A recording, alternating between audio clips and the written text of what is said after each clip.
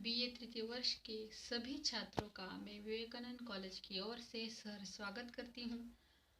यह आपका ऐच्छिक हिंदी पेपर है, पेपर क्रमांक 10।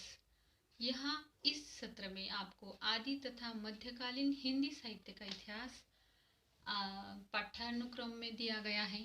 इसमें आपका जो सेमेस्टर 5 है उसमें उस दिन हमने पढ़ा था आदिकाल और आदिकाल की सामाजिक पृष्ठभूमि पर थोड़ी सी नज़र डाली थी।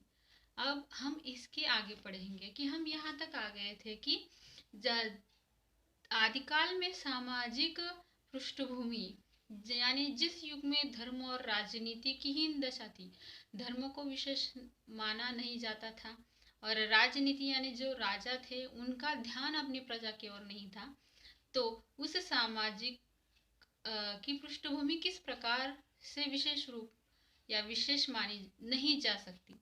यहाँ हम देखते हैं कि राजपूत जाति की एक उल्लेखनीय विशेषता उन्होंने बताई गई थी कि वो वीर और आत्मसौर राजपूत थे। उसी प्रकार इस काल में आदिकाल में जो सामाजिक पृष्ठभूमि है उसमें स्वयंवर प्रथा को विशेष यह इसकी विशेषता मानी गई है। लेकिन हम जहाँ स्वयंवर की बात करते हैं तो उसमें अगर देखते हैं कि तब उस काल में यह स्वयंवर जैसे धार्मिक कृत्यों पर भी खून की नदियां बह जाया करती थी। राजपूत दृढ़ प्रतिज्ञ, स्वामी भक्त तथा ईमानदार थे। उसी प्रकार हम अगर देखते हैं कि जहाँ उनमें युग के प्रति रुचि थी वहाँ उनमें भोग विलास के प्रति भी खूब आसक्ति दिखाई देती है।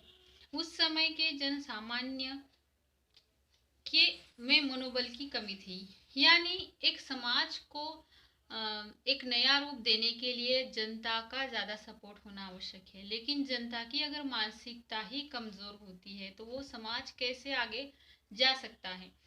इसी प्रकार समय के जन सामान्य उनका यानी मनुष्य का मनोबल कम था।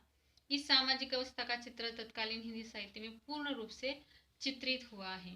तत्कालीन काव्यों के अध्ययन से उस समय की सामाजिक दशा के रासोन्मुख होने का पता चलता है। यानी अगर हम आगे देख कर या आगे पढ़ते हैं तो हमें यह पता चल जाएगा कि किस प्रकार से सामाजिक दशा या उसका रास किस प्रकार से हुआ है, यह हमें अध्ययन से पता चलेगा।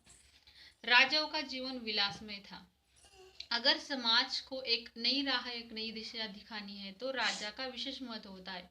लेकिन राजा ही विलासमय यानी भोग विलास में अपनी रुचि रखता है, अपना समय व्यतीत करता है, तो वह समाज आगे बढ़ नहीं सकता।